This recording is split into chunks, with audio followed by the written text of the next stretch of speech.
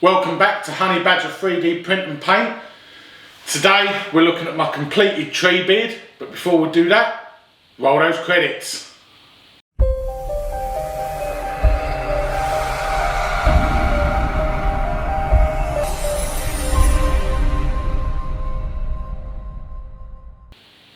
Right, now, tree beard, all finished. I've got to say, I think this is my favourite model I've done.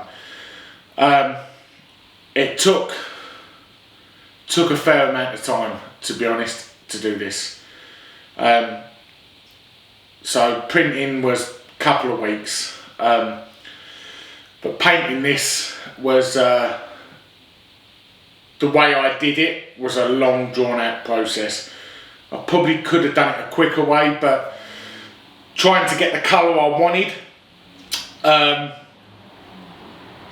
was long. So what I did is I first of all base coated the entire model. I then did a non-oil wash over all of it. I then did 5 dry brushes. So I started with a lighter brown, then a lighter brown again, then like a goldy brown, then a green, and then a grey. So you can imagine this took a fair amount of time. Once I'd done all the dry brushing, I then airbrushed over a wash of Vallejo smoke, 50-50 wash of Vallejo smoke and water over the whole thing, and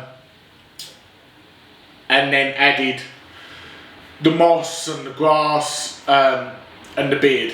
So the beard is actually coconut fibre glued into place, and then obviously all the moss and the stuff like that is all PVA'd parts of it, and then applied all the moss and everything I wanted.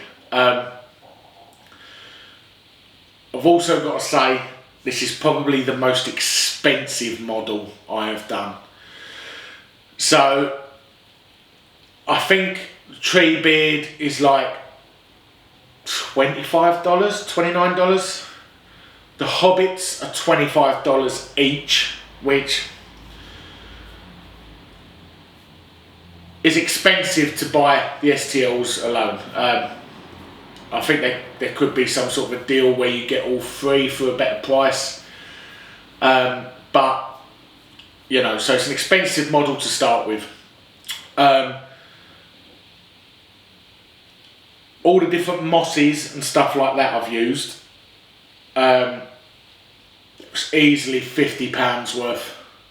Must have been £50 I spent on different grasses and mosses on this. Paint wise, so it used 2 whole bottles of non-oil, a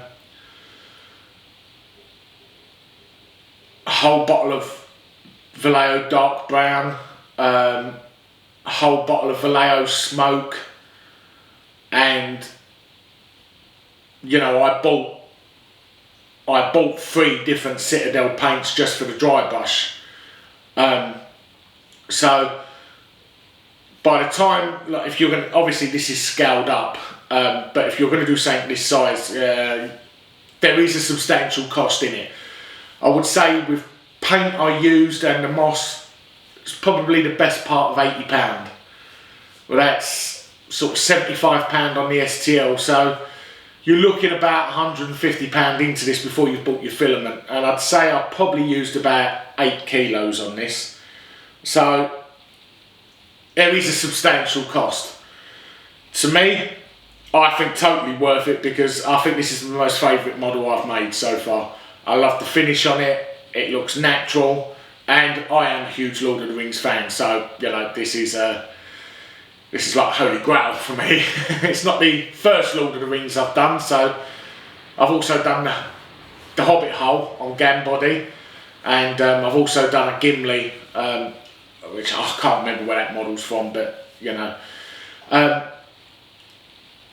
So yeah, I've got to say I'm actually in love with this. I don't know where I'm going to put it yet because it's too tall to go on any of my shelves, so I think it's probably going to have to go on my desk next to my monitor, which I really don't mind because I just love looking at it, to be honest. I'm so happy with the way it's come out. The Hobbits came out lovely, printed really well. One thing I wasn't as happy about is they don't seem to fit into the branches particularly well. You can't get them seated completely how they're supposed to.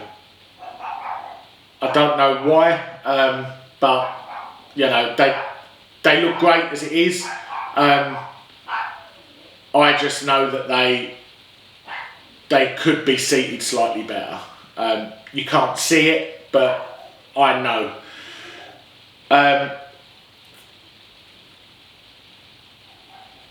So the types of moss and stuff I've used. So I used a forest green flock grass for the base.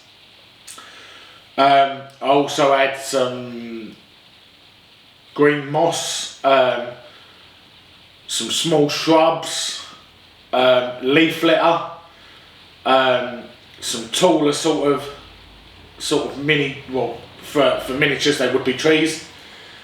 I also used some grey and like beige mosses. For treebeard I used a forest grass flock, a darker moss because I wanted him to look older than the base. Obviously treebeard is thousands of years old, the forest floor is the forest floor. So I wanted him to look older. So I used darker mosses, a darker flock grass, some of the beige mosses. The coconut fibre beard was too bright for me. It was like a very light brown. So basically I just airbrushed that once it was in place, airbrushed it. I also used, I had some tiny little shrubs. They were actually Games Workshop Citadel stuff. Tiny little like tufts they are, that are sticky. Peel them off and you can stick them in places you want them.